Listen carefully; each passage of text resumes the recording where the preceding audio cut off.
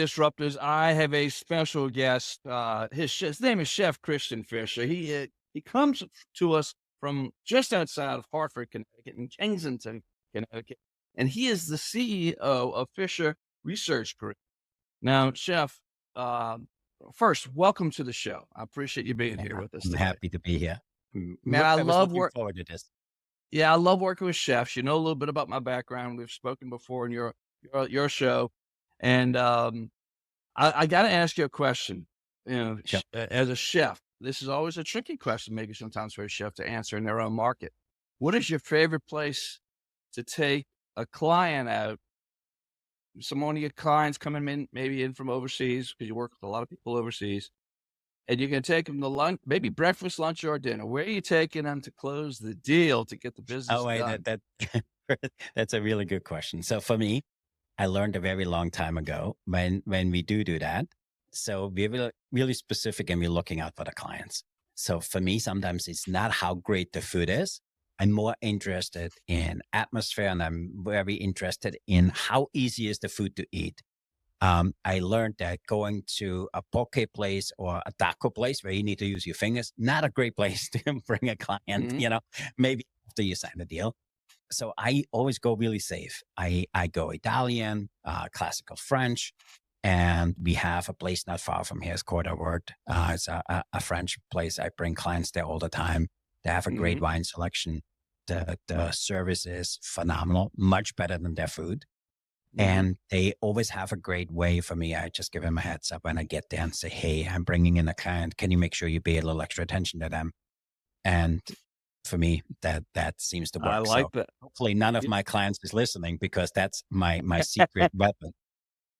Well, you're the first person to actually say that last part. It when you give the restaurateur a heads up so they know that extra Yeah. attention to that. That's a nice touch, I, actually. so I love for that. me, it's really simple. I get there half hour before and I say, hey, I have a reservation. Who's got to be my server? I go up to the server. I said, hey, you do need to do me two favors. Ignore me, take care of my client, and I will take care of you. Simple as that. And I said, I'm here to close a business deal. Make sure you make my client feel like $1 million.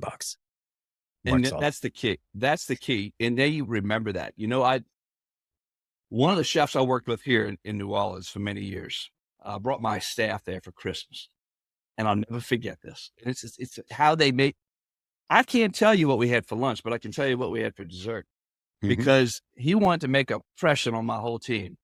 And what he did is he sent out every dessert on the menu to Mm-hmm. the team. And I had a team of 4 people. It was a small team. So we had like twice as many desserts as we had people at the table. And he filled Mm-hmm. up the whole table. We still talk about that to this day. It's how you make the people feel. So Yeah. that's something no one has talked. And for me, it became one of those things because at the end of the day, this is not about me. It's about my client and a potential partnership. Yeah. And also what I realized, a lot of clients, they know a deal is supposed to come down. So for me doing this, it kind of takes the edge off a little bit.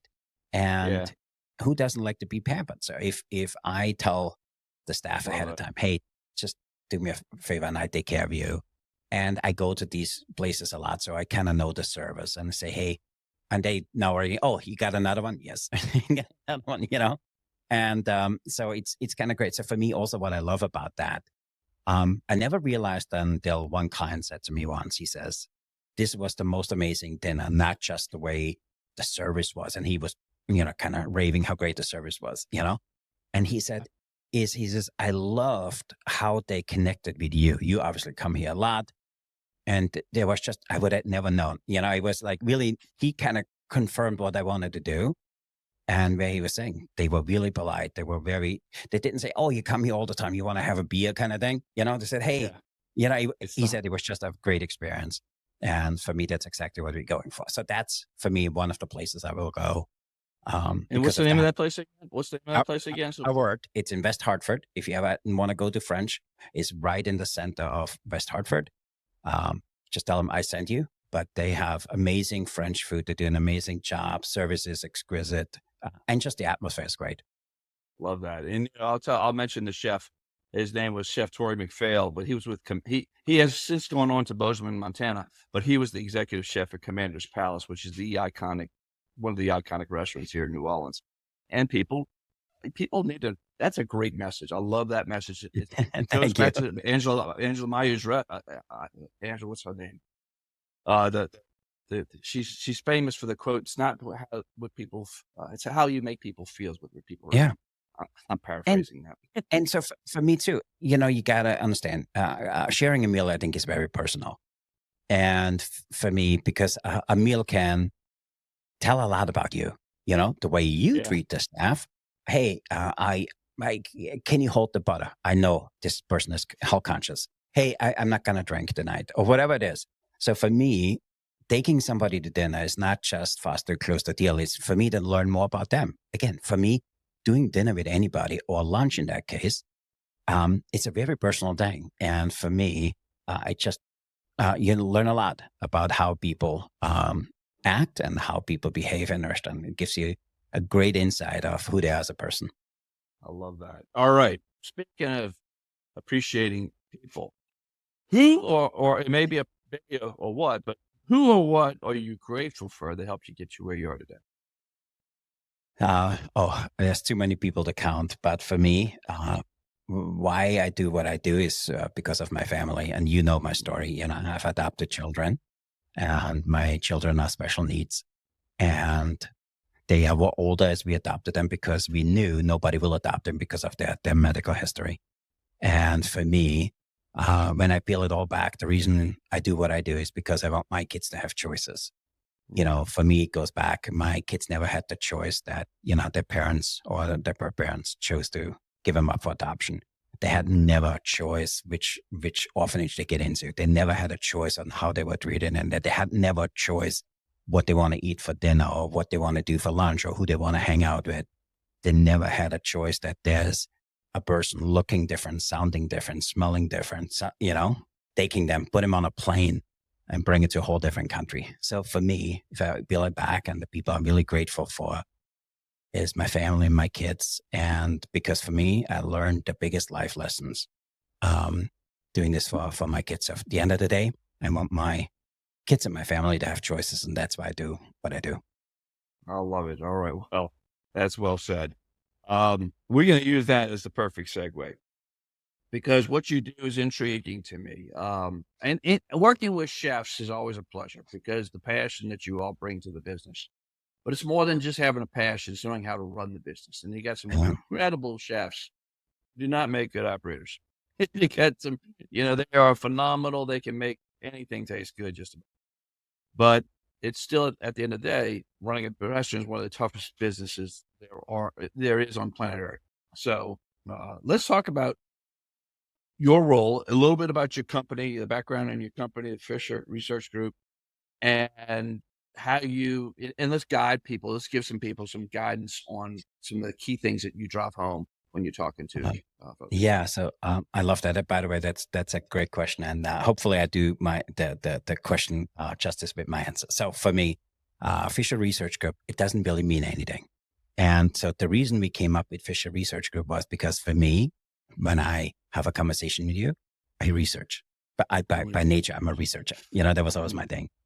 And for me, so what we do is everything we do, we want to make sure we do it not just because we love it, that we have data-driven decision making. And so underneath the Fisher Research Group, we have 6 verticals. We have our restaurant sides. We have currently a restaurant. We have our consulting side. We have our education side. So we have all of these different verticals. And so what we do is really helping the industry. So if you're a chef, we help you, and with our disruptive logo. So we want to disrupt the way you think, because I know, working with as many chefs as I did over my lifetime, that many of the chefs I meet, they are a skill, a network connection, one strategy away to have a total different outcome in their career and their business. And then I also find businesses are in the same situation, because most businesses are one network, one strategy, one little thing away to have a total different outcome. And then we started supporting chefs. That's really what we started out from. And then we realized we need to support them in their business. So we started in the businesses. Then we found that we're not just supporting businesses, we're supporting manufacturers coming into the business. So from our Mhm. consulting side, for an example, today we have 6 international clients. We help them get a stronghold in the US. So we actually their USA office. And so we help them with incorporation. We help them hiring. We get their IRS number. So we get everything done for them and they become the physical entity here in the US. So that's what we do with them. And for chefs is we just want to show that when you start hanging around people which think differently, you eventually start thinking differently. If you think differently, you have different actions. If you take different actions, you have different outcomes. If you have different outcomes, you have different results. And you have different results, you have a whole different life. And what we teach in our program is that you are the collective of all of the decisions and all the choices you made over the last 6 months, 10 years, whatever the number is. And you are combined average of all of that. And you can change it by just starting to think differently. And that's what the disrupting is. We want to disrupt your thinking because if we get you to think differently, everything else falls in place. And we do the same thing with our clients in our restaurant spaces. And we do the same with our consulting clients. How do you get them? What is there a process that you walk them through to get them to think differently? How do you how do you break them of the habit of doing the same thing every day So or we thinking have, the same way every yeah, day? so we have what we call our intake form. So our intake is probably what takes the most time for what we do. And from there, we really get really clear. So what we find, most of the chefs lack clarity, what they really want to do and where they want to take their career. And that transcends into businesses. How many businesses do you run into where you say, what is going on here? What do they try to do? You know? So we help businesses, companies, organizations to be really clear of what their final outcome is. Who is the client they want to serve? Build a message around that. And then we have what we go through it. We call it the 7-level discovery. And the 7-level discovery is where we go with the leadership and say, hey, why do you do what you do? And it's a really simple process, but it's super powerful because when you really find out what drives you, why you do, a lot of other things fall in place. And then what we're doing an exercise we call the success loop. And the success loop is really simple. Is that we all have it. There's 4 steps within the success loop. Number 1 is, what is anybody's potential? The human potential it's immense. They could do anything. What is the actions they take on their potential will deliver the results they have. And the results will deliver what they think about themselves. And that's really fast. We started out with just with chefs. And what we realized is it's even more common in restaurants.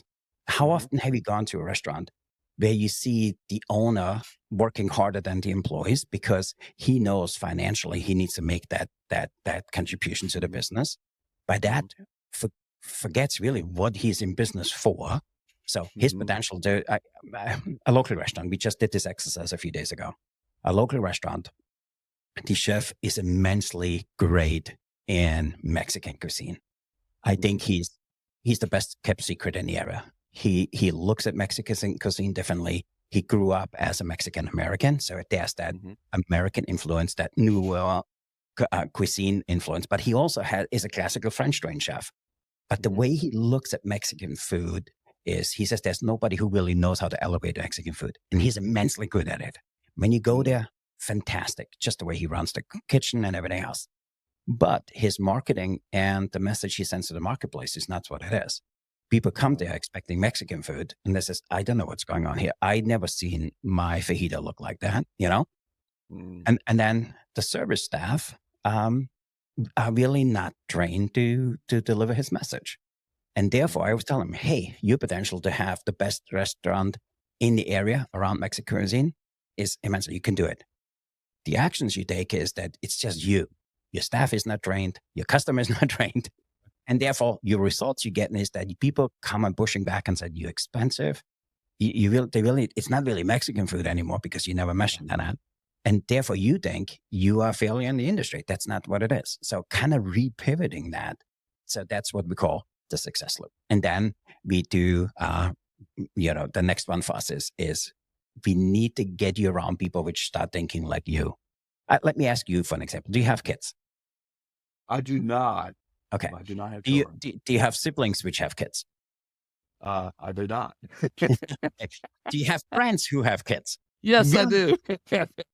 Ding ding. So Do you know what was the very first car of your best friend? Do you happen to know what that car was? I could name a few people whose first cars, yes. Okay. Yep.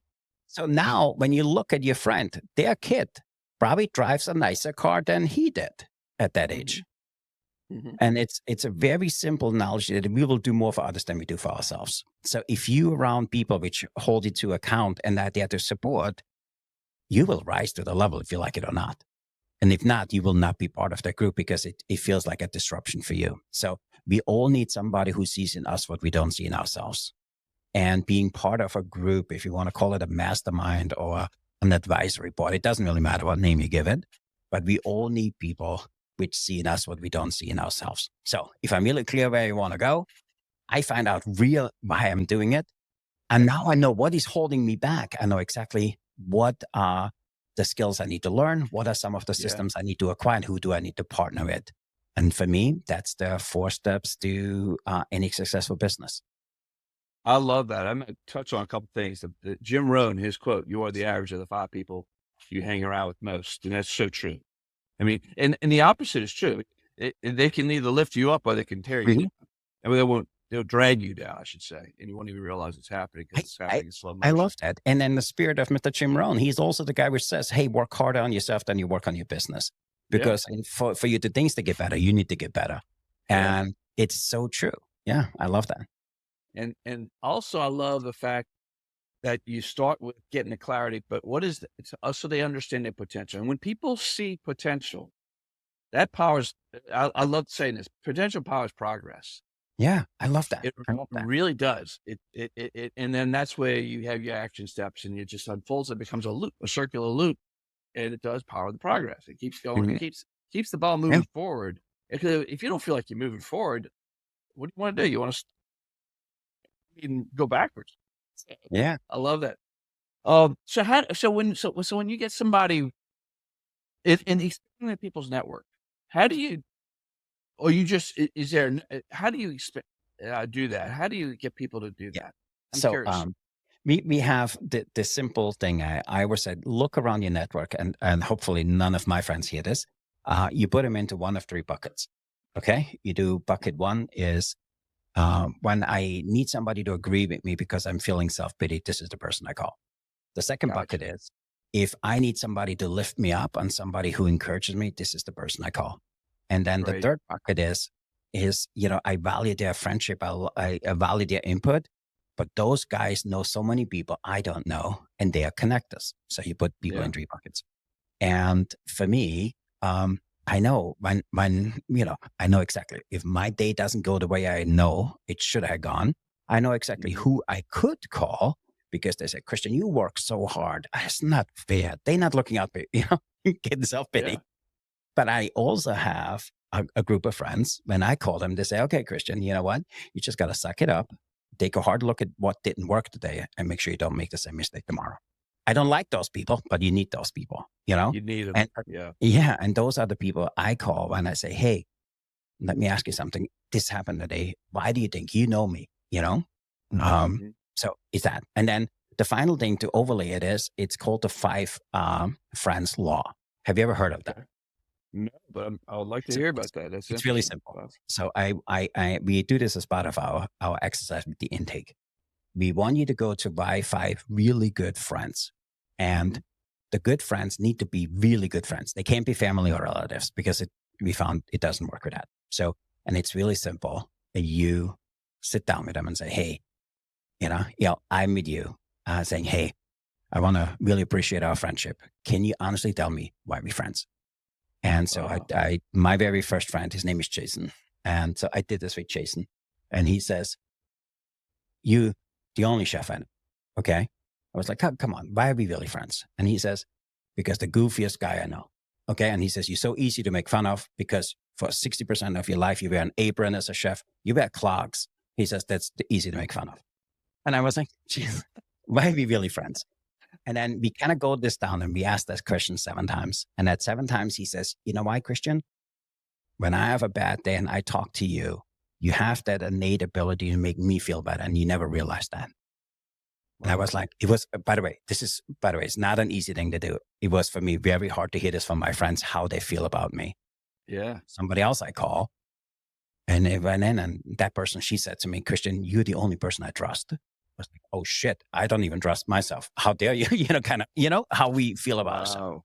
Somebody else says to me, Christian, you always shoot it to me straight. And, and for me doing this, if you do this with 6, 7 friends, Mhm. it's called the 5, but I say if you do 6 or 7, it doesn't matter. But a minimum of 5, Mhm. you will know what other people think of you. And Wow. That's sometimes interesting. we don't do a good enough job to highlight the things we actually really good at. And it's really hard, especially from a friend you really value. And Yeah. they I always say the first 4 is all BS because it comes from here. Okay. Yeah. The moment you move question 5, 6, and 7, it comes from here. And most of them call me this, or say, hey, I trust you.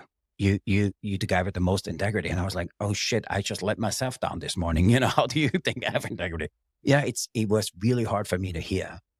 And for me, we just did this just like a week and a half ago. I called some of my other friends and they gave me the same thing. So for me to be building this into our organization and who we are and how we come to the market. But I encourage everybody to do it because then what do your friends think about you? And for me, that's super powerful to start out being really clear of what you want to do. That's Then really really interesting. going to the roots on why do I do what I do? Why do I Yeah. get up at 6 o'clock every day? Why do I choose not to work out? It works for anything. Mhm. And then you find out, hey, what are the things which holding you back? You have a group of people which hold you to account. And then sometimes you need the other people, which is the final thing. Number 5 is Mhm. for me, that's my Northern Star. This is my, whatever you want to call it.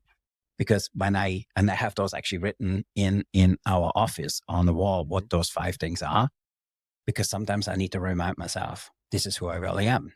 And if I Mhm. believe this about myself or not, but this is how the world sees me. And it's easier to execute on that. I think the word that would thread this entire podcast together is clarity. I mean, because what you're bringing is clarity to people to give them a path so they can see that potential so that Yeah. they can move forward and grow better as a person, understand that network, expand that network, be challenged, all these things. I mean, this has been fantastic. This is a perfect place for us to land this. Um, Mhm. I've got one more question for you, and Yeah, then yeah, the sure. call to action for people to find you. But first, the question: what is something that you did in the past that you would wish you could undo, and that you would coach people on today? That's a really easy question. And I think it's an industry habit. The industry habit is I always compare chefs to the military. We always feel, show no fear, don't ask any questions, don't show any weaknesses, and just suck it up and get it done. And for me, I was in that boat for a very long time. And for me to finding out that there is really power in saying, hey, I'm not 100% sure if I understand that. I'm not sure if I need some more clarity. Can you give me some more context on this? Mhm. Or, hey, I really need help here. And being or getting to a level that you allow yourself to have other people contribute to your well-being and to your business. For me, that was the hardest thing. And it's still very hard for me. And I'm still working on it. I still have a hard time getting compliments. I still have a hard time with promoting myself in the marketplace because I feel like it's touting. And for me, so that's for me the one thing. And so I try to instill this in my kids. Um, if somebody celebrates you, celebrate with them. Mhm. If somebody has compassion for you, have compassion with them. And if somebody needs support because they reach out, anger, whatever it is, it's for me a sign for help. And, be there and be that help for them. And for me, I wish somebody would have had taught me this, 30 or 50 years ago. For me, Love that. that was the turning point of everything. Because Yeah. if I had my network and I was vulnerable and said, I just don't understand this. I'm not sure if I'm made for this. And somebody said, Mhm. Christian, and I have it here. And this my very first business coach or my mentor said that to me, Christian, progress over perfection. And I have Yep. it here as a reminder. He says, you just got to do. And it's so true for me. If I look back, what we started back in 2011, as I started all of this, is totally different what we do today.